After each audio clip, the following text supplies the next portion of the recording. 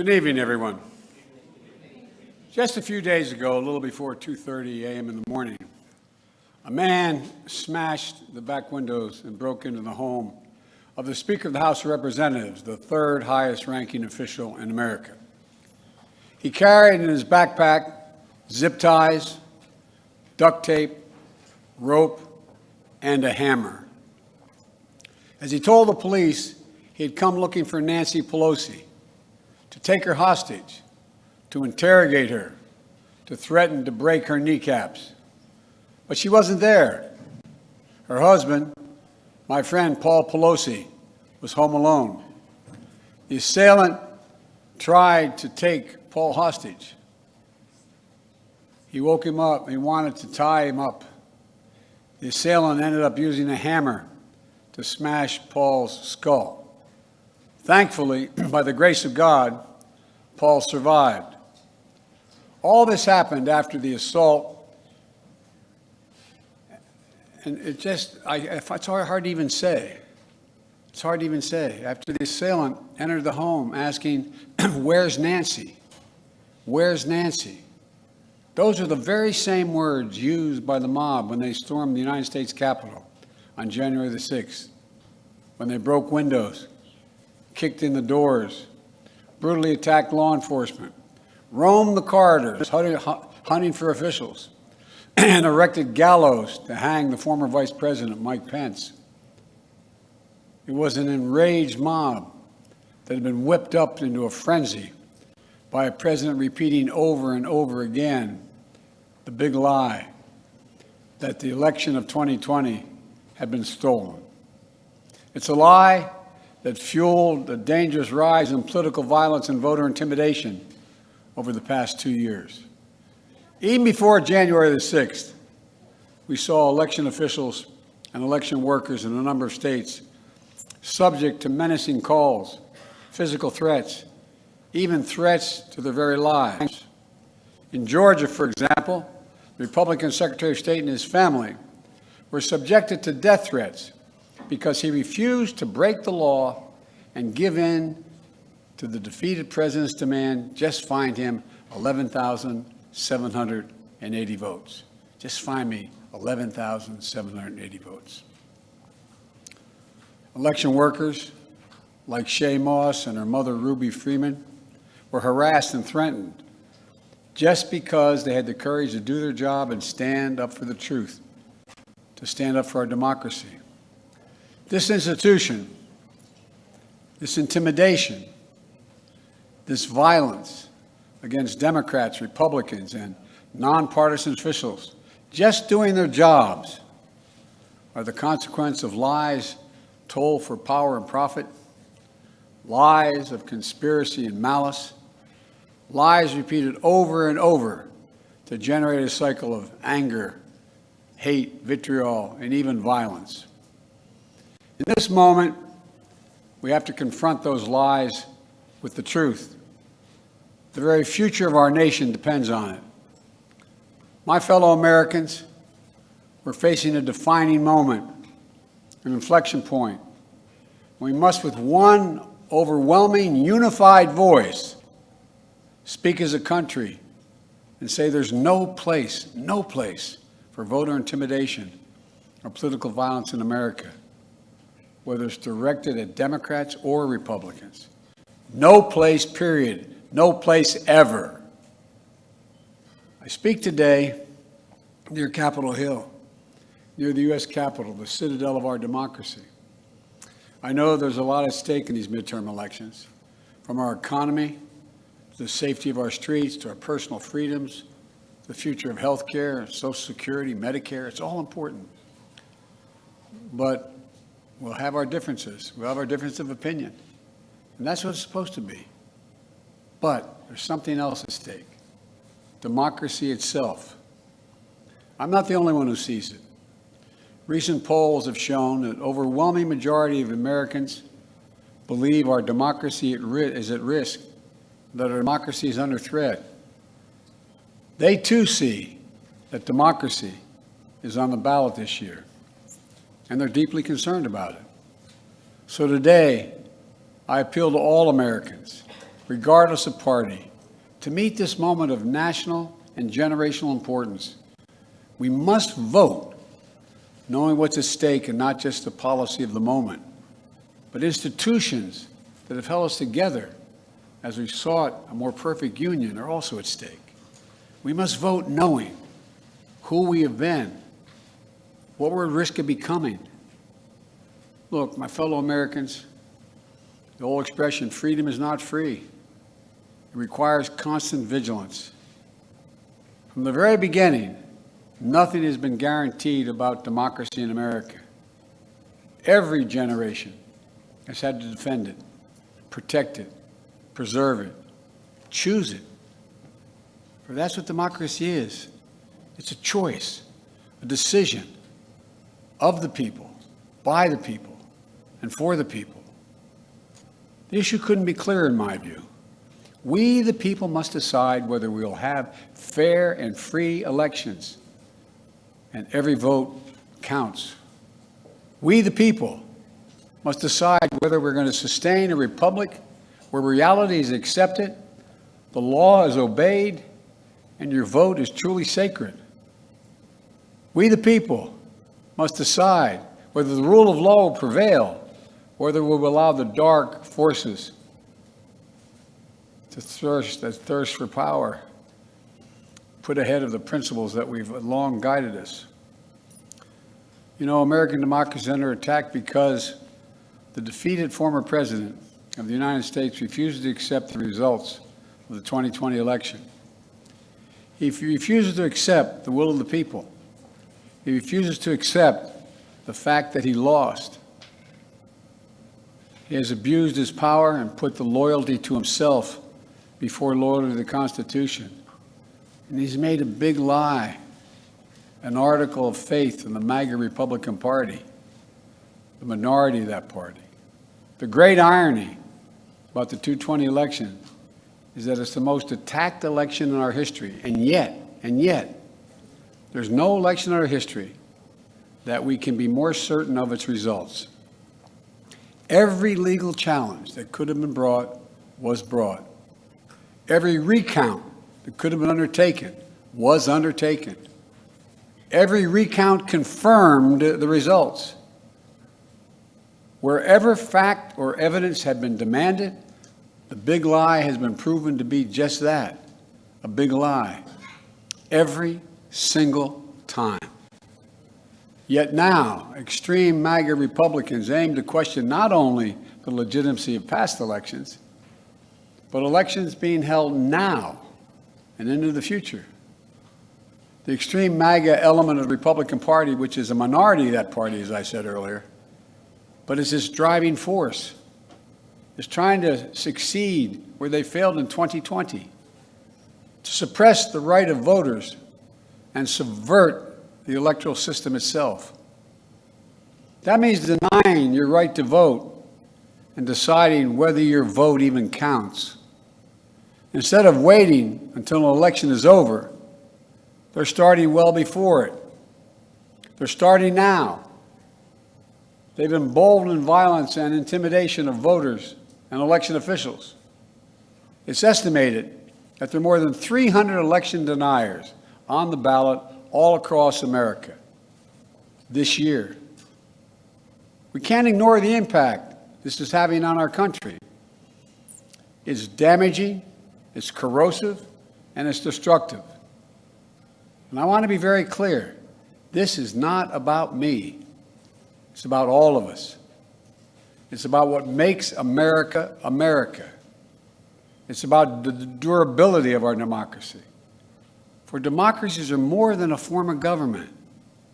They're a way of being, a way of seeing the world, a way that defines who we are, what we believe, why we do what we do.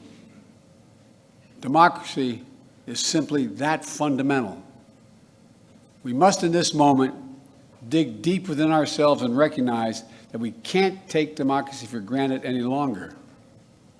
With democracy on the ballot, we have to remember these first principles.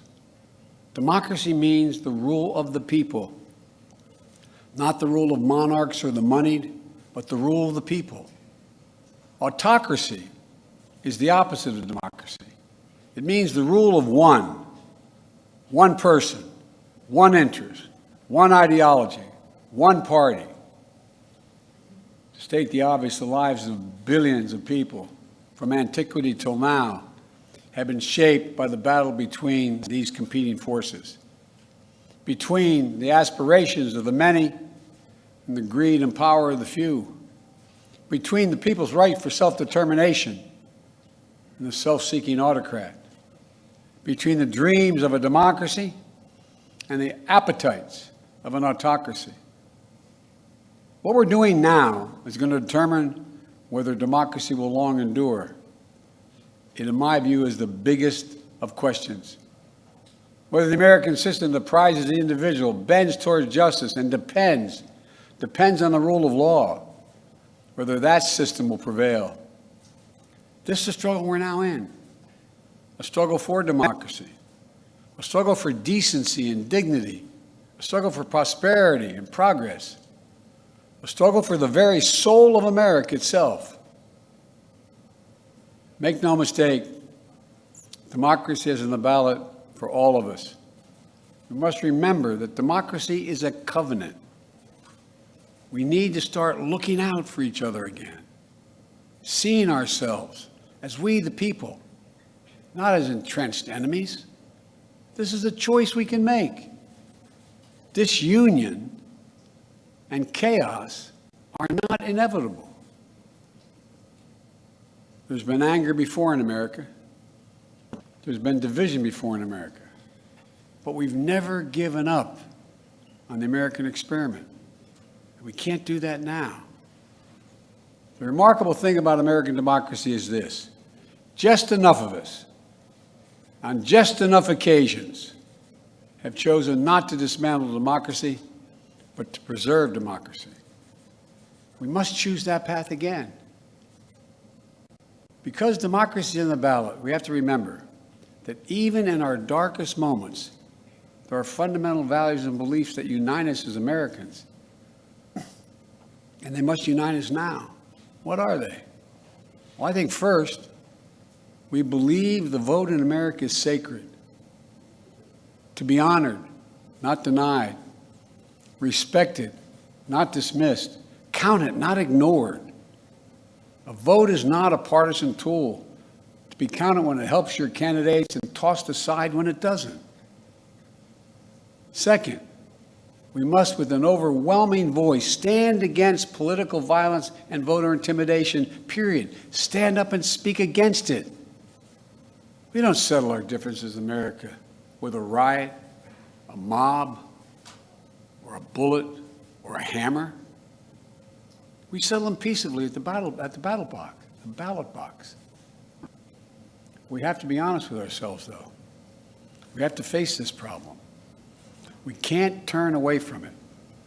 We can't pretend it's just going to solve itself. There's an alarming rise in the number of our people in this country condoning political violence or simply remaining silent, because silence is complicity. The disturbing rise of voter intimidation, the pernicious tendency to excuse political violence, or at least trying to explain it away. We can't allow this sentiment to grow. We must confront it head on now. It has to stop now. I believe the voices excusing or calling for violence and intimidation are a distinct minority in America, but they're loud and they are determined. We have to be more determined. All of us who reject political violence and voter intimidation, and I believe that's the overwhelming majority of the American people, all of us must unite to make it absolutely clear that violence and intimidation have no place in America. And third, we believe in democracy. That's who we are as Americans. I know it isn't easy. Democracy is imperfect. It always has been. But we're all called to defend it now. History and common sense tell us that liberty, opportunity, and justice thrive in a democracy, not in an autocracy.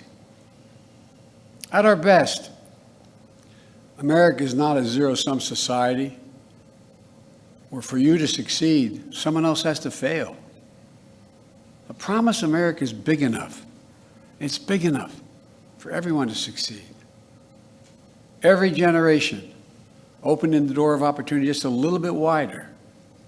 Every generation, including those who have been excluded before. We believe we should leave no one behind because each one of us is a child of God. And every person is sacred. If that's true, then every person's rights must be sacred as well. Individual dignity, individual worth, individual determination. That's America. That's democracy. And that's what we have to defend. Look, even as I speak here tonight, 27 million people have already cast their ballot in the midterm elections. Millions more will cast their ballots in the final days leading up to November the 8th. And for the first time, this is the first time since the national election of 2020. Once again, we're seeing record turnout all over the country. And that's good. We want Americans to vote. We want every American's voice to be heard. Now we have to move the process forward. We know that more and more ballots are cast in early voting or by mail in America. We know that many states don't start counting those ballots till after the polls close on November 8th. That means in some cases we won't know the winner of the election for a few days until a few days after the election. It takes time to count all legitimate ballots in a legal and orderly manner. It's always been important for citizens in democracy to be informed and engaged. Now it's important for citizens to be patient as well. That's how it's supposed to work. This is also the first election since the events of January 6th, when the armed angry mob stormed the U.S. Capitol. I wish I could say the assault on our democracy had ended that day, but I cannot. As I stand here today, there are candidates running for every level of office in America, for governor, Congress, Attorney General, Secretary of State, who won't commit. They will not commit to accepting the results of elections that they're running in. This is a path to chaos in America. It's unprecedented. It's unlawful. And it's un-American. As I've said before, you can't love your country only when you win. This is no ordinary year. So I ask you to think long and hard about the moment we're in. In a typical year, we're often not faced with questions of whether the vote we cast will preserve democracy or put us at risk. But this year we are. This year, I hope you'll make the future of our democracy an important part of your decision to vote and how you vote. I hope you'll ask a simple question of each candidate you might vote for. Will that person accept the legitimate will of the American people, of the people voting in his district or her district? Will that person accept the outcome of the election, win or lose? The answer to that question is vital. And in my opinion, it should be decisive. On the answer to that question hangs the future of the country we love so much and the fate of the democracy that has made so much possible for us. Too many people have sacrificed too much for too many years for us to walk away from the American project in democracy. Because we've enjoyed our freedoms for so long, it's easy to think they'll always be with us no matter what. But that isn't true today. In our bones, we know democracy is at risk. But we also know this. It's within our power, each and every one of us, to preserve our democracy. And I believe we will. I think I know this country. I know we will. You have the power. It's your choice. It's your decision. The fate of the nation, the fate of the soul of America lies where it always does, with the people, in your hands, in your heart, and your ballot.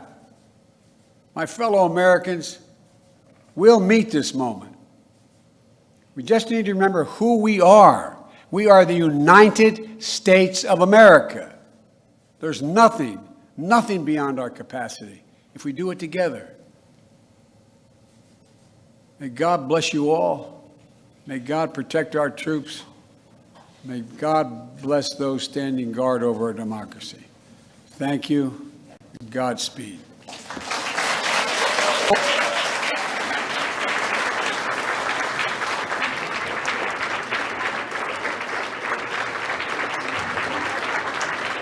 News3 Now is always on. Get the Channel 3000 app, activate the push alerts, and we will send you breaking news, traffic, and weather alerts as it happens. The Channel 3000 app. Get it now. Powered by News 3 Now.